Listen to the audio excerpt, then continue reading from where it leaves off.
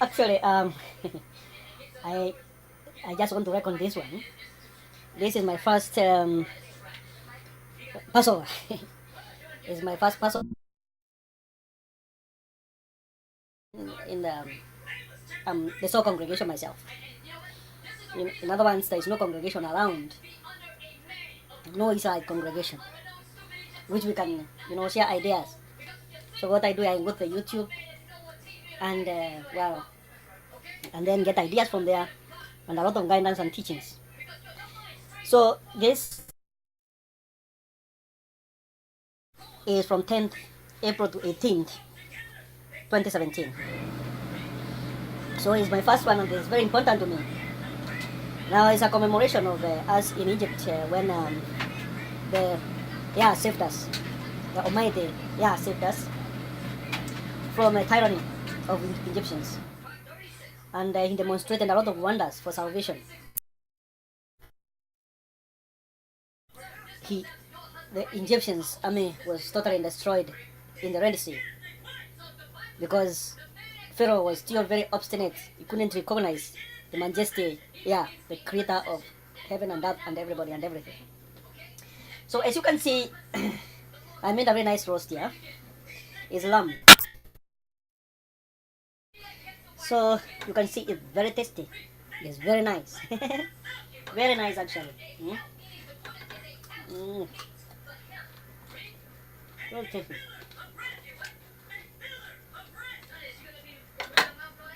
Now, the greatest problem was the greatest problem actually, which I had was lack of bitter herbs. These bitter herbs, we call them in our place, in our tribe, we call them moriaria. It's as bitter as chloroquine. That's what I missed. So what I did to substitute that, I used peppers. But basically peppers, they are not really bitter. They are just like hellfire when you put them in the mouth. They burn your mouth. Well, they don't corrode your mouth in such a way that you get blisters or anything. But they're just like a hellfire, like you are burning in the mouth. So it's not a very nice substitute, but it's something just to disturb you and you remember the day, the Passover, the way it was. So basically, that was what I used, peppers. Well, when I guess that the moriaria, which is at home, we came with it from Egypt, or maybe it was part of the herbs in African bushland. So when we came in just where we are now, we just continue to use it because it's part of the land. So in this case now, that I use peppers as substituted. I hope in the future there will be some bitter herbs, so I'll just be around our place in Africa where I can just use the bitter herbs, and I'll be very, very, very happy to do everything that pertains Passover. Apparently this one, it is my first one, and I'm very proud about it. Doesn't matter with the hitches or bottlenecks here and there. I am enjoying it. I'm enjoying it very much, especially with all the commemoration of the history. Now, it is not the first time we knew in our tribe, we knew about this history, about our history, but we didn't know it was written with the Bible. So the history went that we were slaves in a land with the people who had red clothes. And they were very harsh to us, and they really did a lot of slavery. They were cruel, extremely cruel, according to the description. And so the one rescue person of our person was a magician. We call it a magician. He used a rod. We escaped, and he used a rod when we came to Red Sea, and he parted the waters. When he parted the waters, we were able to pass. And when the Egyptians army followed us at the middle of the sea, he just put back the rod, and then the waters came back again, and all the Egyptian army, rather, the army of the people with red clothes, they all perished there. We don't know it was Moshe, but the fact is it was Red Sea, and there is no other name that was given to the sea. It was just Red Sea. We don't know it in something to do with Moshe, but this time we know it was Moshe, and we know it was about to do with it was about the lost tribes of Israel. Now we know it was about the lost tribe of Israel, so it is very clear. So no wonder, even before I knew this, I had done my own DNA, and I was finding why I was so pious, and I wanted to know I come from Israel. Apparently, when the DNA came, he said, "No, your presence has never been in Israel." But then things developed, and then later on, they showed that actually that is I am the real Israelite. Anyway. This is the pan which I have used to make the cakes, the unleavened bread, the unleavened bread as the command. But unfortunately, I was from night duty, so when I come, I put my concoction there, my mixers, my wheat mixers. Well, I go sit down, and then I end up sleeping, and they all burn up. But this is a very nice contraption. they have become very hard, and black. But the truth is, I'm going to eat all of them.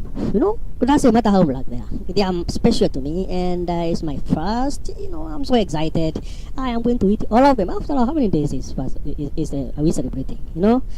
There's many days. I'm going to eat. I'll not eat any other food. This I will eat my unleavened bread and the meat which you see here. And now, so to recap, basically, there were a lot of miracles that happened in Egypt because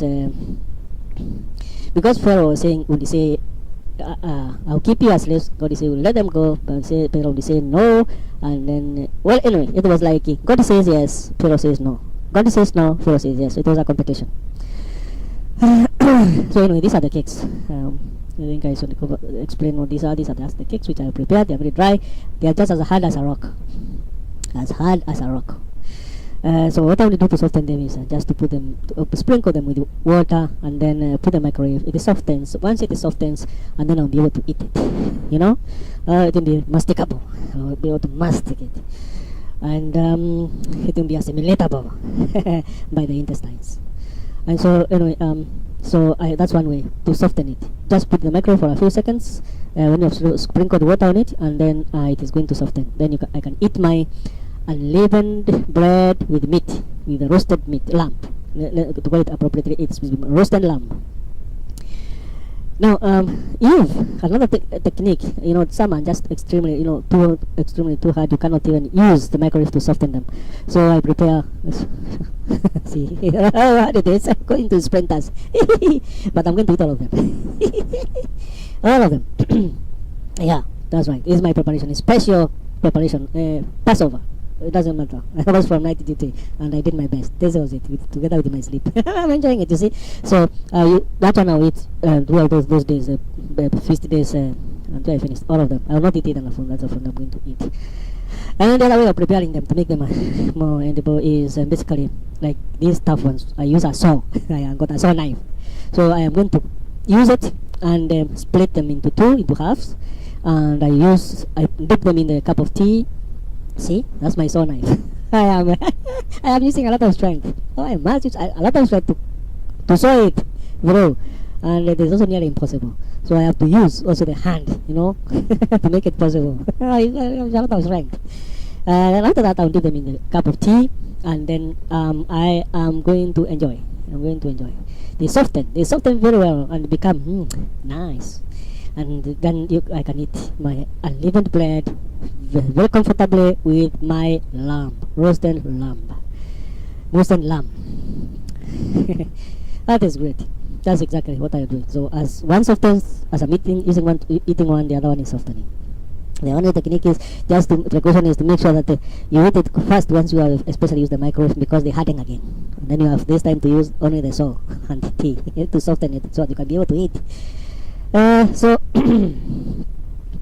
now I'll continue to recap here and there, because what happens is that because of the tussle between God and this man Pharaoh, there were a lot of miracles that happened. The Nile water turned to blood, our fish died, and so they had no water to drink because it was all blood, and it was stinking because of the dead things inside the waters, because there was no oxygen, of course. And then there was other pestilences, frogs getting into people's food, and with their beds everywhere they go, there are frogs, and so you can imagine the stench when those frogs died, and they are walking everywhere, jumping everywhere. When the child is eating, feeding, it jumps into the mouth. It was a very bad disturbance, but he couldn't. He was very obstinate. Pharaoh was very obstinate. He believed that he was the supreme.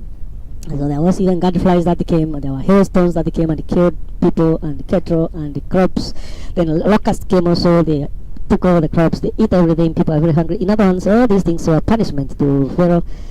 These skin diseases and a lot of other pestilences they came about, and this guy could not yield.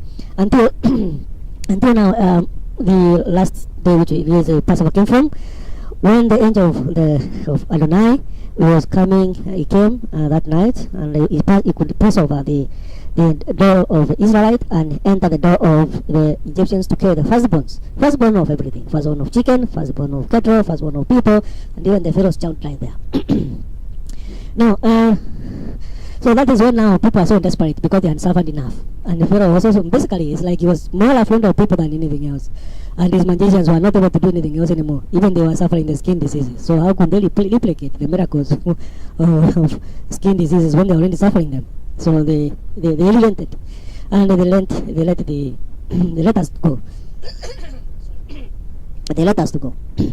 So we went, and during the daytime, because of the sunshine, because of the sun, we were covered by clouds, and at night there was light so that we could get along when it is cold, and we could see the way. And when we reached, when the fellow would approach us, there would be a cloud that would block him by making the place pitch dark, so he couldn't reach us until we reached the Red Sea. And as I said earlier, what happened this time? Moses, or a magician, according to our tribe, he parted the Red Sea. We passed, and the best Egyptian army drowned in there, because when we passed there, they followed us at the bottom of the sea, and there again, we were on the other side. Moses returned back the water